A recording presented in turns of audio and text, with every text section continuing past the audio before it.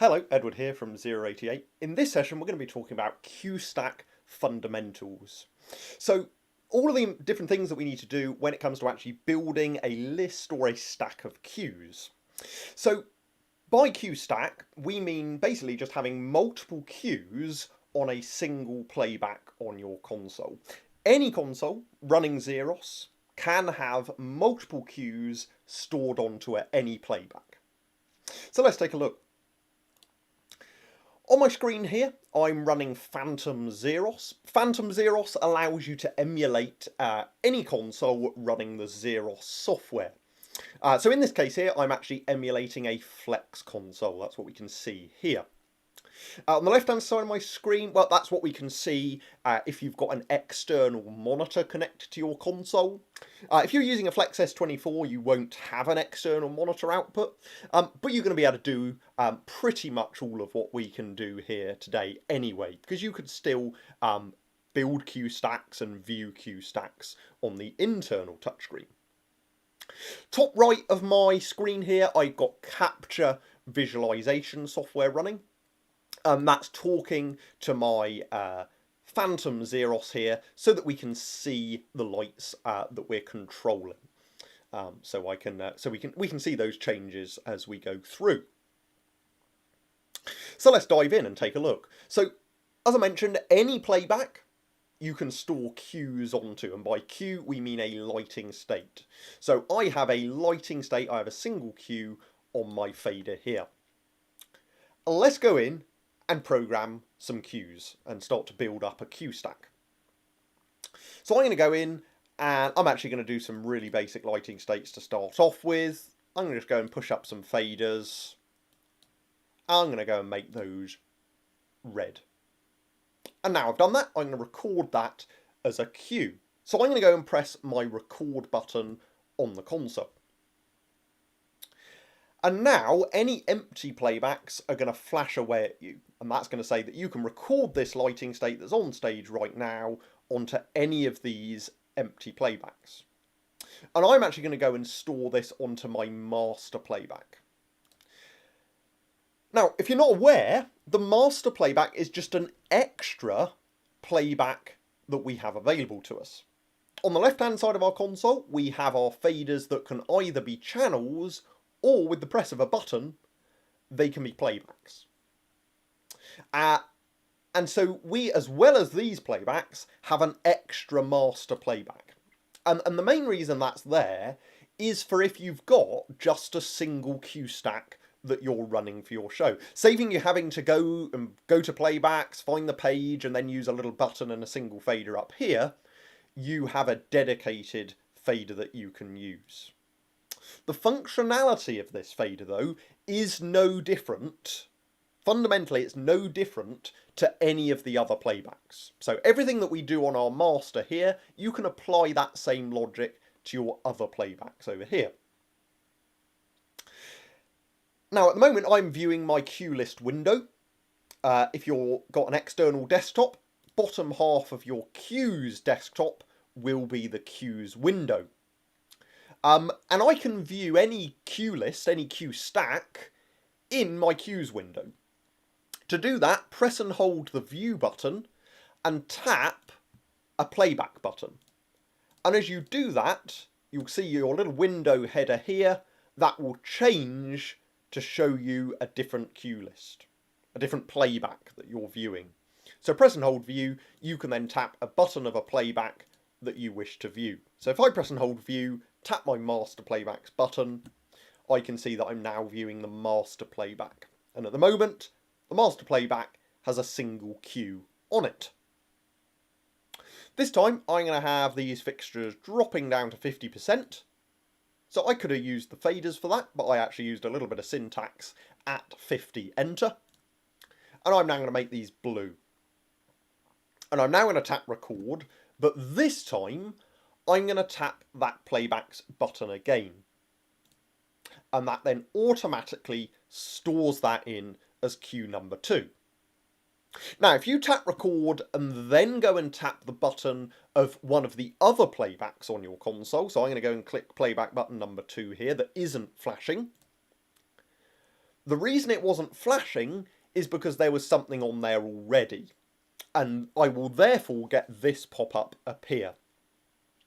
And essentially saying, well, there's something on this playback already, what do you want to do? And so you've got some options in here, and one of those is create Q2. So that's how you can build a queue stack onto one of the playbacks on the left-hand side of your console. I'm going to click cancel though, because for now we're going to continue building this on our master playback. So I've gone and double tapped clear there. Double tapping clear, that's going to firstly clear the selection of lights and then clear any manual values that might be present. That's now going to allow me to go in on my master playback, raise it, and I go into Q1. And you can see there that I'm now in Q1, and that's indicated by the green row. That means it's the queue I'm in. My button, if you program multiple queues onto a playback, the button will automatically be configured to be a go button for you. And that means that when I press go, I'm going to go into whichever queue is highlighted in yellow. And so in my case here, if I press my go button, I will go into Q2. If you've got an external monitor, you also have your useful playback status information here to show you that, yep, currently you're in Q1, that's the green one, and the next queue is Q2, the yellow one. And so if I press my go button, then yep, instead I see the next queue outputting on stage. So I press record and I pressed my playbacks button to store that queue. If you press record and then tap a playbacks button, that will record that lighting state in the next available queue in the playback that you've pressed the button of. This time though, I'm actually going to go and say that I want these lights. Let's go and pull all of these faders down for now. I'm then going to go back to channels and I'm now going to say I want those two lights and these two lights, and let's have those in a azure. And because they're moving lights, I'm actually going to put them to pointing down stage. And I'm going to tap record, but this time, rather than tapping the go button, I'm going to press enter. Now, if you do record enter rather than record and a playback button, record enter will stick that in as the next available queue in the currently viewed playback. So if I do record enter now, it's going to record that queue into the master playback because that's the one I'm currently viewing. If I went and viewed a different playback and now did a record enter, it again just stores it into the playback that I'm currently viewing. I'm going to go back and view my master playback. Press and hold view, tap your master playbacks button. Adding in a step to that, this time let's have these fixtures in a new position. Let's go something like that. And I'm going to actually stick those in a colour. Something like that. This time I'm going to tap record, but now I'm actually going to define the queue number I want. By default, if you go record enter or record playback button, it's just going in as the next whole available queue number. But if I tap record, I can now type the queue number that I want. If you're on FLX S consoles, you can tap your Z button, which will be just over here. Tap Z, that will allow you on your on-screen number pad to type in the queue you want. If you're on Flex, well, you've got a dedicated number pad anyway. So I could right now go and say record 5, and now press enter to record Q5 in the currently viewed playback. Or I could do record 5 and then tap a playback button to store this lighting state as Q5 onto that particular playback. So in my case, I could do record 5 enter, or I could do record 5 and tap my master playbacks button. I'm actually going to go and say record 5 and tap my master playbacks button. And that has now stored it in as Q5, not Q4, stored it in as Q5 into that master playback. Personally, when I'm programming, I like to always use the record and then tap the playback button rather than record enter. Because remember, record enter is purely dependent on what playback you're currently viewing. Whereas record and tap a playback's button, you know that cue is going directly onto that playback. But it's personal preference. So we've ended up now with loads of different cues. Various cues here, and I can press my go button to run through these, but you might not have a clue what actually each cue is going to do, and that is because I haven't yet named these cues. If you want to name a cue, you can double click onto that cue in the cues window, and that will allow you to give it a name. My cue. As well as naming the cue by double tapping, if you're on the full-size Flex console, you have a name button, and that allows you to do name syntax. If I wanted to name Q5 right now, I could use the syntax on the full-size Flex as name 5 and then tap the playback button. And that allows me to name cue number 5 of the playback I tapped.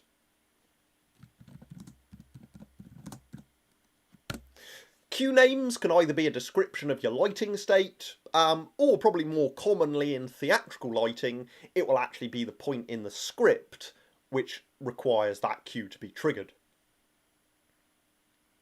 If you're on the full-size Flex, something else you can do, and this time let's have, I'm going to double tap enter. If you double tap enter, that will select any fixtures that are currently on above 0. I'm going to then make these in white. Let's have those a little bit brighter. Let's have something like that. Let's warm it up a touch. And we'll have those in our centre stage position again. And this time, I know I want to call this backlight, for example. And so I could actually go and say record 6 name, and if you use the syntax record, type the cue and then tap name, I can then call this, for example, backlight, hit enter, and that cue gets stored in with your custom name this time. Great stuff. And so I can have, as we've seen now, I can begin to run my cues back. I'm running Phantom Zeros. If you're using Phantom Zeros or you're using a USB keyboard plugged into your console, you can use the spacebar as the master playback's go button. That's what I'm doing here. And I can now run through my different cues and see those outputting. Now, something you will have seen happening here, we've talked about the cue number, we've talked about the name, we've then got all of these values here. And these are the cue times. So every cue you program will have fade times associated to it. The first cue in a playback will have no intensity fade times. A 0-second fade for up and a 0-second fade for down. And that is because the intensity is not being affected by a fade time, it's being affected by the fader only. So it means that I can push that fader up, my lights come on. But now subsequent cues will use the default fade time on the console, and the default is 3 seconds. If you wish to change the cue defaults, you can press the setup key on your console, go to defaults, and in here you will have your cue timing defaults. And as you can see, fade up and fade down defaults to 3 seconds. But I could click on there and edit that if I wanted, and any future cues would then use the new time. I'm going to tap setup again to come out of there. So if I wish, I can edit any of these times now that I've recorded my cue. So when I press my go button to go from 1 to 2, we have our lights fading down. Therefore, the timing we're interested in is our downtime. And I might want to adjust that. To adjust your fade time, you can double click and type in the cue you need, the time you need, or when you're hovered over these windows, you can actually use your encoder wheels. And I could go in and use my encoder wheels right now to adjust my timings. Each click of the encoder wheel will increment by a second, so if you need to be more specific, you can click the middle button of that encoder, and that will bring up an on-screen number pad. And I might want to actually say that this is a 5.5 second fade. And so this time, I'm going to press my go button, and any lights that have to fade down when I press go will be adhering to that fade down time. Now, because there are no lights fading up when I press go, my fade up time is actually pointless. The fade up time will only affect lights that are raising in intensity when you press go. So right now that time is actually not being used by the cue, because when I go from Q1 to Q2, when I do that transition, lights are only fading down. And so for that transition, only the downtime is being used. If I press my go button now, I have lights fading down and I have lights fading up. So both of these times are going to be important to me for that particular transition. If you want the lights fading up to take the same amount of time as the lights fading down, you can use your first encoder, which will be simply labelled fade. If you adjust that encoder, you'll notice how you adjust both times together. The lights fading down will take the same amount of time as those that are fading up. Now, you'll notice that we had our fade up, we had our fade down, and we've also got delays. So for every fade time, there is also a delay time. So I could actually say, okay, well, the fixtures that are fading up, I want to have a delay. And so I'm going to go and click on that button, and I'm going to actually go and say that they're going to have a 5-second delay time. In your cue list window, you will then get the delay time in brackets. Let's watch this through. I'm going to go into cue number 2. And when I'm in Q2, I'm now going to press my go button to go into Q3. Lights fading down are going to take 4 seconds. And after the delay time, my lights will then fade up. And so it looked like there were actually two cues running there on stage. But it was just because, firstly, my lights faded down. After the delay time, my lights then faded up. Now, you may have noticed, also in your playback status down the bottom here, you have your progress bars.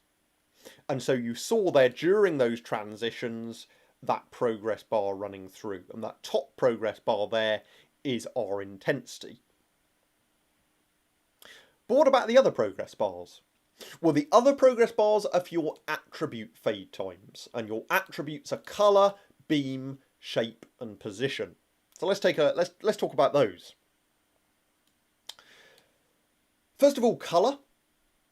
When I raise my fader here, the console is saying that the colour of my fixtures is going to take 3 seconds to get from whatever those lights are doing right now to the programmed colour.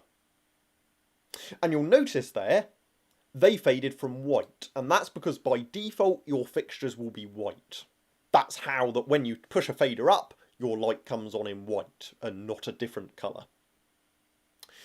And so that's what we're seeing with that time. So actually for this particular application, I'm going to get rid of that fade so that when I raise my fader, my fixtures are already in the colour that I need. When I press go, I can now see that it's going to take the colour 3 seconds to get from whatever colour they were in to the colour that's programmed into that cue.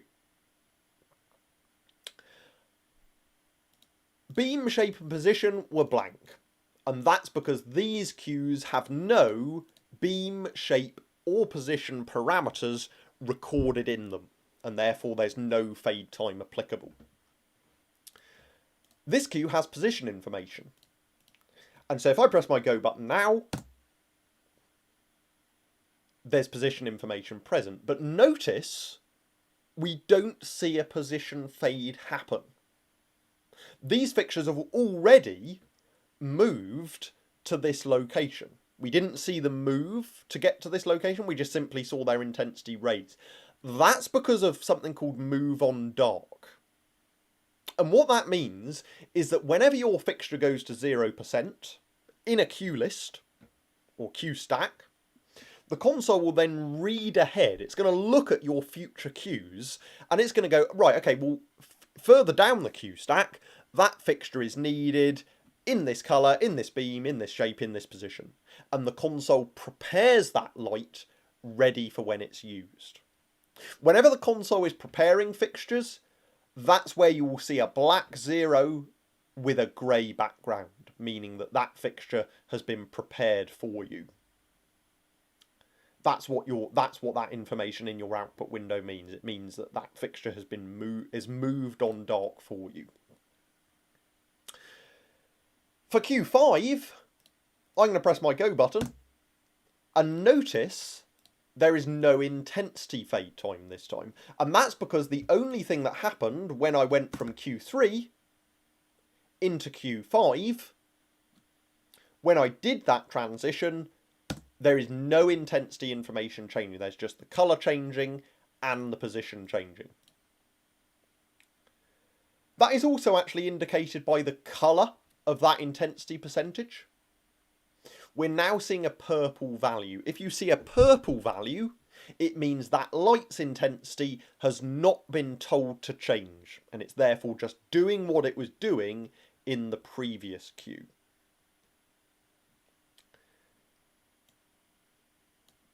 You'll notice that your intensities are blue if they're coming from a cue. If they fade down, they'll be green. The little way of remembering that is blue is fading up towards the sky, green fading down towards the grass. That's a little way of remembering it. So that's what we're seeing with these colours here. Green are fading down, blue are any values that are fading up. Like our intensities, our attributes also have delays available.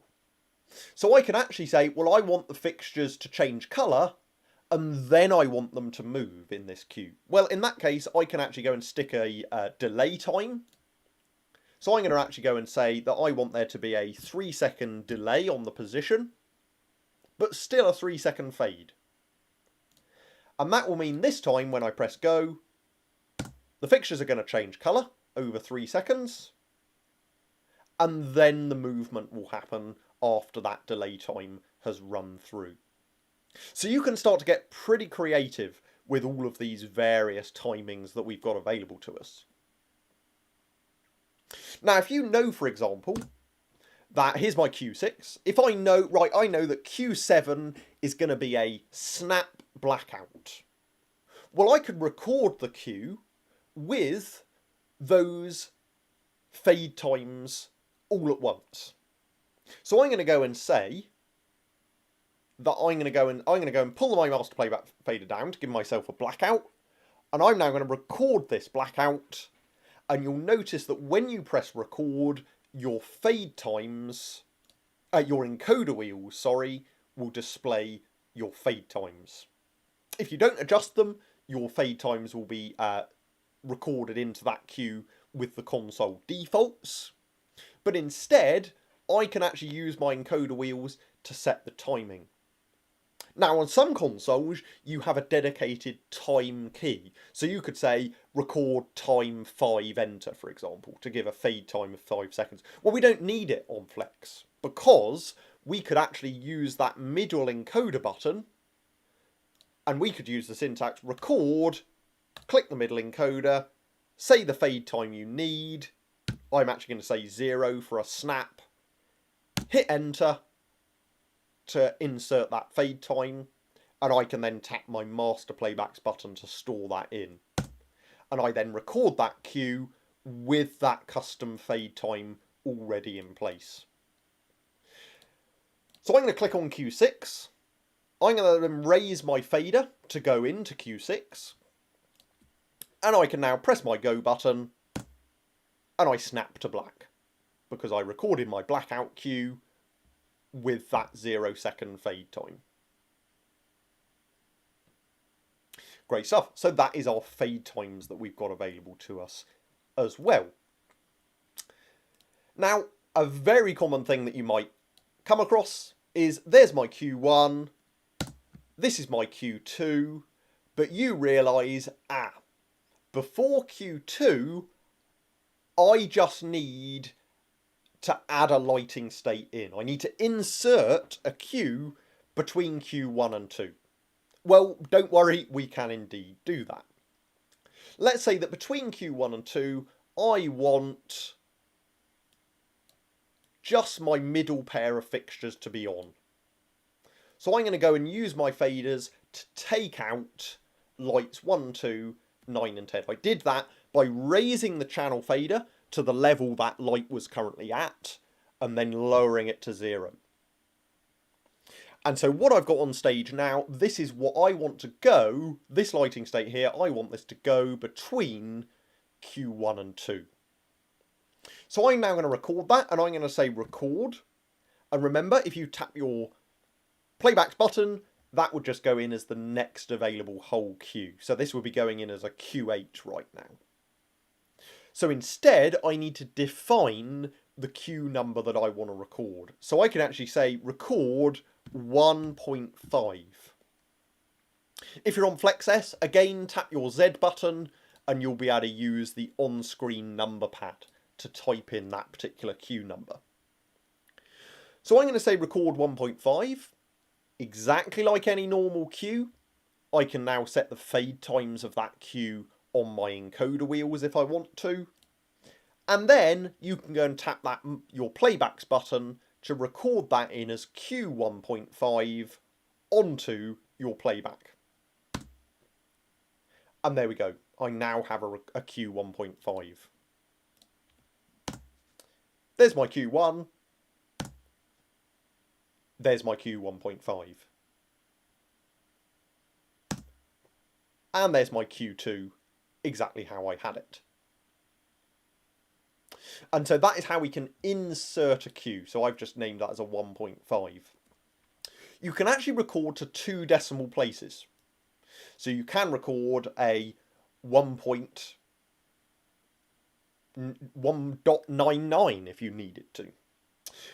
The reason I went slap bang in the middle there is to give me the most amount of room. This now allows me to insert a gain if I need to, between 1.5 and 2, or 1.5 and 1. If I'd recorded that as 1.01, well, I'd have actually had to then move that cue to free up a bit of space to then insert a gain if I needed to. So always insert your cues with a number directly in between your cues if you need to. So I've recorded that as a 1.5. Now, as well as inserting cues, we can of course update cues. And so I could actually say that, let's say Q6. Let's say in my Q6 here, I needed to actually add in, what should we do? What should we add into this? Let's add in a little bit of cyc light. So I'm going to go to my groups and I'm going to actually go and grab my cyc lights and I'm going to put them in a blue. I'm actually going to go and dim those down a touch. So I'm going to tap Z to go to my intensity wheel and just bring the intensity down a little bit. Great, I'm now happy. What's on stage right now, I now want this to be stored in as Q6. So I need to update Q6 with this information. And I can literally just tap update and then tap my playbacks button. Notice at the point of pressing update, I can also set my fade times if I wish to on the encoder wheels, so I can also update the fade times at the point of updating the cue as well.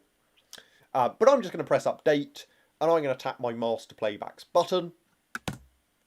And notice how those values changed from red intensity percentages, meaning manual values, they've automatically changed from red to blue, meaning they're now stored in the cue. And so I can now pull my fader down. There's my Q1. I'm now going to go straight into Q6, click on it, press go, and there's my updated cue with my sight lighting added in. Now, by default, when you update cues, by default you will only affect the cue you are working on. So you'll notice here, if I now go into Q7, yep, Q7 is indeed still a blackout.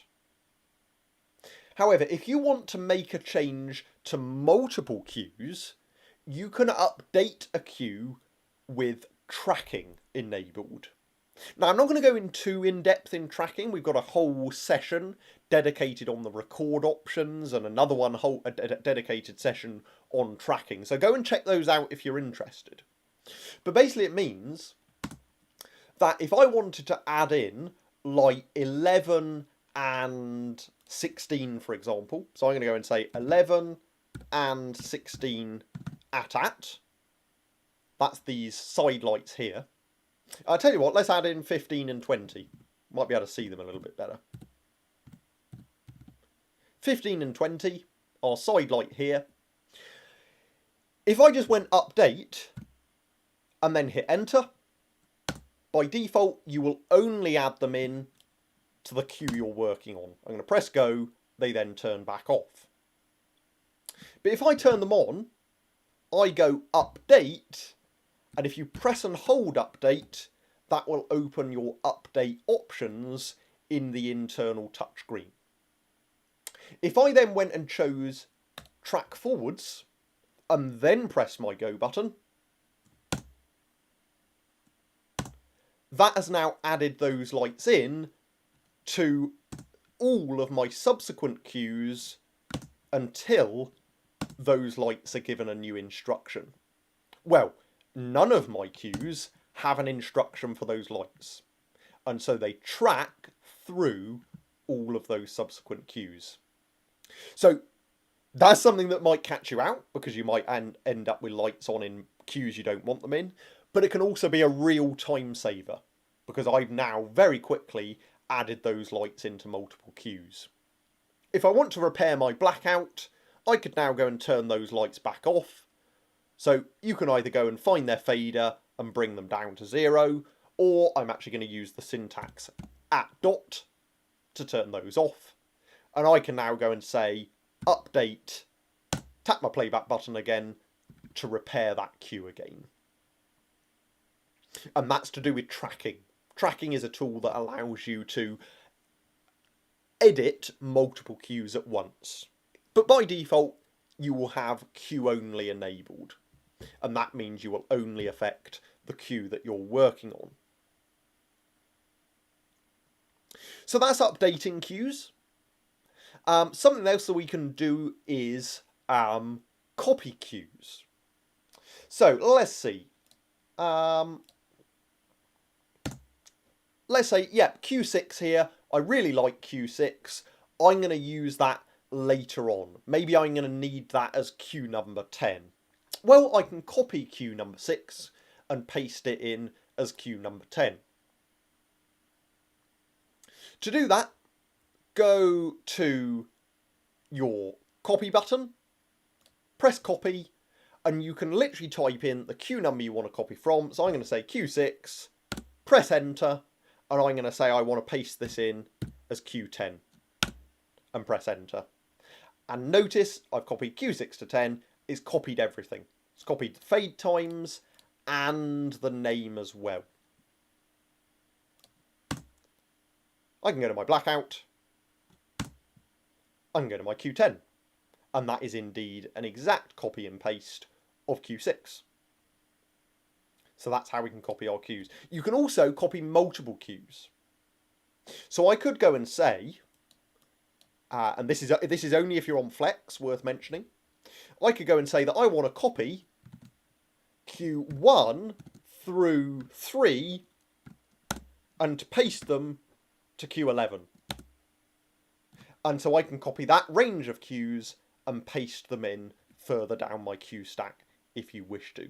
And that was by using the through command within copying. So that's copying. Something else we can do, of course, is deleting, which is always useful to know. If you tap your delete button, any playbacks that you have programmed will be flashing away at you. If I were to go and tap my master playbacks button, that's going to say delete stack. And that is indeed asking me, do I want to delete this whole stack of queues? And no, I do not want to do that. I just want to get rid of queue 11.5, for example. Well, if I want to just get rid of that particular queue, I can tap delete and then type in the queue number I want to get rid of. So I can actually say delete 11.5. And again, if you're on Flex S, tap delete, tap your Z button. That will allow you to type in that queue number. So I'm going to say delete 11.5 and I'm going to tap my master playbacks button. And that's telling the console that I want to delete queue number 11.5 from the playback that I have pressed. The console will then say, are you sure you want to delete queue 0, which means the master playback, slash 11.5, meaning queue 11.5. And I can say yes. And that has now deleted queue 11.5 for me. Great stuff. So that's how we can delete queues. You can also delete a range of queues. So I could say right now, for example, delete 7 through 10. And it's then going to say, are you sure you want to delete these queues? And I'm going to go and say yes. And that will allow you to delete multiple queues at once. I'm now in the situation where I've got a complete mess of queue numbers. I've got queues missing, I've got inserted queues as well, and if you want to, you can tidy that up. And you can tidy it back up to whole sequential queue numbers. To do that, we can go in the playback settings. To open the settings of a playback, hold setup and tap the playbacks button. And that will open the playback settings. Loads of information in here. We're not going to go in detail into all of this today. Go check out our other sessions for that. But we can go to advanced and we can go to renumber. And if you click that, you've then got the option to set your start number and the increment. And I can then click OK. And that's now renumbered that, starting at 1 onwards. And it's now tidied all of that up. Also, while I'm here, I might want to give the whole queue stack a name. So I'm going to call this My Show. Click OK. I'm going to click OK. And now that playback has a name as well. So that's how we can renumber our queues if you need to as well. Now, the only thing that we haven't spoken about in this window is our queue settings. And every queue that you program into the console will have settings available to it. So let's take a look at those. If I click add, it allows me to add settings to that queue. So I'm going to go and add some settings to queue 2. And every queue you program will have these settings available to it.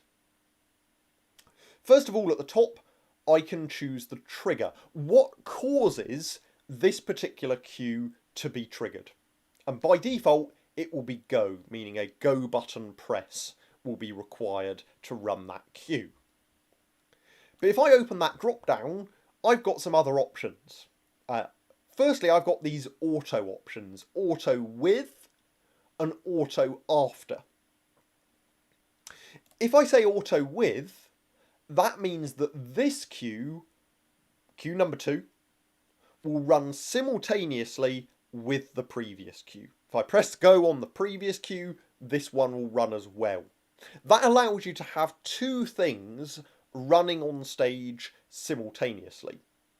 So you could, for example, have Q1 moving a bunch of movers over 5 seconds, Q2 could be moving a bunch of movers over 10 seconds, and both of those different things could run at once. What I'm going to do though is I'm going to say auto after, and that means that the first queue will run once its fade times have completed, the next queue will then run afterwards. When you've set an auto option, you can then set a wait time as well. So I'm actually going to say a wait time of 3 and click OK. Those settings that I've configured are then displayed in that queue settings button. So I'm going to go into Q1, and then my Q2 will run automatically afterwards. So let's see that again. Q1 runs through, the wait time counts down, and then my Q2 runs afterwards. I could then do the same for Q3.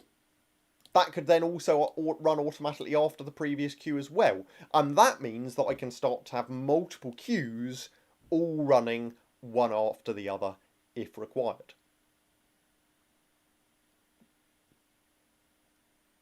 So that's something to be aware of. That's something that's quite useful to be aware of.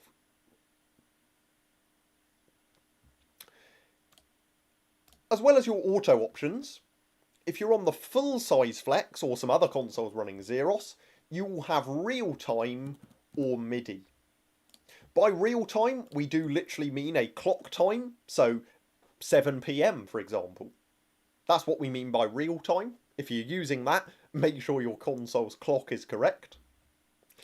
Or we can use MIDI timecode. So if you're using a console with a MIDI input on the back of the console, you can go and configure a timecode. And that means that if the console receives a MIDI timecode clock of 1 hour, 1 minute and 50 seconds, and this particular queue is set to run at that time, it means that when the console receives that particular timecode clock, that queue will run for you. So it's a great way of synchronizing your cues to a audio track, for example. You could start the timecode clock at the same time as an audio track, and your cues can then be in sync with your audio track. So that is the MIDI trigger. I'm going to set that back to go though. Now what we also have in the cue settings is the option for don't move. So we could actually say, well, I don't want move on dark to prep colour. Remember I said, by default, the console will prep your colour, beam, shape and position information for your cue. Well, if I want to, I could say, well, in this particular cue, I don't want you doing that. So in this particular cue, I might want to say that I don't want my colour being prepared, for example. So I could go in to my cue settings and say don't move colour and click OK. And that means now when I go into that queue and my next queue runs, my colour didn't get prepped in that queue, and instead the console waited until the next opportunity that it could to prep the fixture's colour. So every queue you program will have the option for don't move options. Every queue you program can also have some macros associated to it. And by macros, we just mean the console doing something for you. So every queue you trigger every queue that you have on your console, when it runs, can also trigger one of these three things. It can trigger a macro, it could trigger a queue stack, or it could release a queue stack. So that is really useful for if you want to trigger a chase. Because I could say, yep, when I go into this particular queue, you could click add, and you could go and click a chase that you've got programmed in. I'm going to go and click on Q2. Playback number 2, sorry, and click OK. And that means that now, when I go into Q1, as well as Q1 being triggered, playback number 2 has also been triggered as well. I might actually then say, well, in queue number 3, I then want playback number 2 to be released or turned off. And so this time, playback number 2 gets triggered. When I then get to Q3, playback number 2 is then released. And then we go back to seeing just whatever was in Q3 when I programmed it. So every queue you program can trigger a macro, trigger a queue stack, or release a queue stack from running. Now, as I've been running the queue stack, you'll see here I've been able to click on a queue number I want. That changes what queue will become next. So if you click on a queue or tap on a queue, that queue then becomes next, meaning when you press the go button, you go straight to that queue. On Flex, you can also use the arrow keys as well. So I'm using my up and down arrow. That allows me to navigate this queue stack as well. If you press your go button, you'll go into that queue. If you press and hold shift and tap your go button, by default, that will snap you into that queue. So if you hold shift and tap your go button, that will snap into that queue, ignoring fade times. It will snap you straight into that queue, ignoring any fade times. Whereas pressing your go button will allow you to fade into that queue. Now, if I wanted to go straight into Q4 right now, or let's say I want to go straight into Q5, I could either, of course, click on 5 and then press go, or what I could do instead is press and hold my go button, and I get go to queue written in my command line. So I've got my go button held right now. I can type the queue number I need and then release my go button. So let's say I want to go straight to Q9 right now. Press and hold go. With the other hand, type the queue number you want to go to and then release your playbacks button. And you will then go straight to that queue. Now, another function that we have available to us is pause. So if you're on the full size Flex, you have a dedicated pause key. And that allows you to pause your queue transitions. If I press pause right now, you notice that my wait time has paused. I can then press go to resume that. Press pause again, that has paused my fade time transition. Press pause again, that will then act as a go back. So if you press pause twice, that will then act as a go back, and I can now go back up my queue stack. If you're on a Flex S console, you don't have a dedicated pause button, but instead you could configure the shifted go function to be pause. To do that, press and hold setup, tap your playbacks button, and you'll see here that you can hold shift, and if you do that, you can then see whatever the shifted button function is. So I can see right now that if I hold shift, go snap is the selected option, whereas I could hold shift, choose pause instead. And I'm then saying that when I hold shift, the go button will act as a pause. So that's how on Flex S you can also access the pause feature. And the pause can be used to pause fade time transitions, or can actually be used as a go back option as well. So that's the pause option, and the last thing that I want to talk about is speed override. Now, speed override can be found on your second encoder wheel.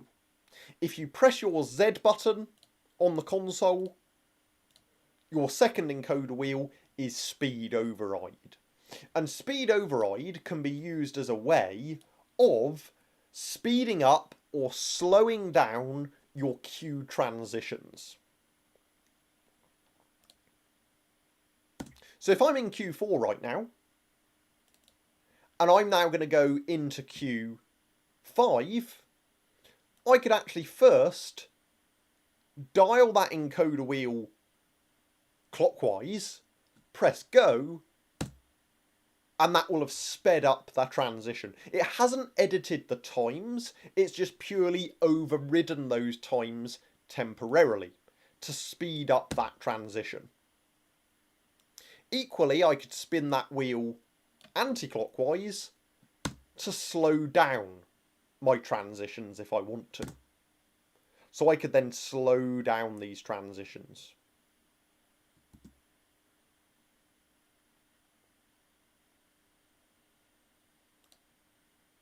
So that's really useful to be aware of.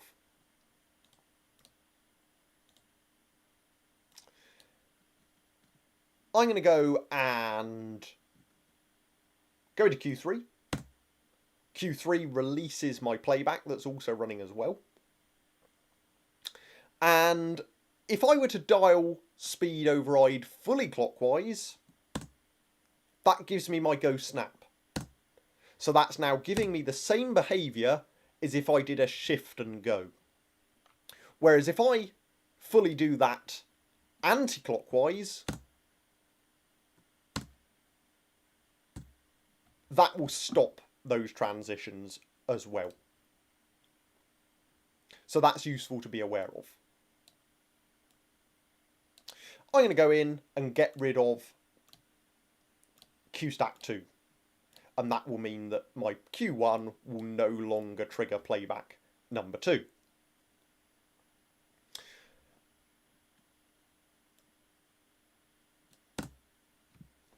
And so that's speed override. So that's a really useful tool to allow you to speed up or slow down your cue transitions on the fly.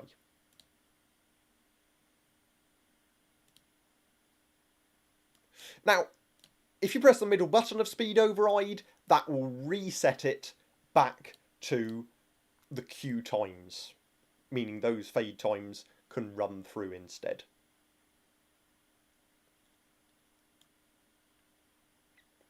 So that's useful to be aware of.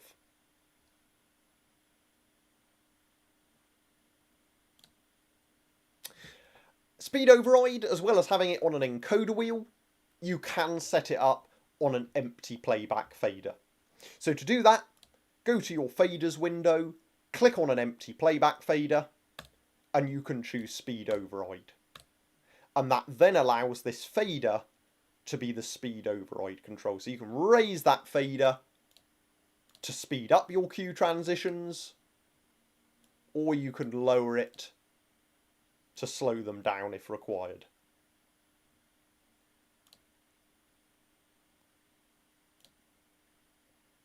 So that's useful to be aware of.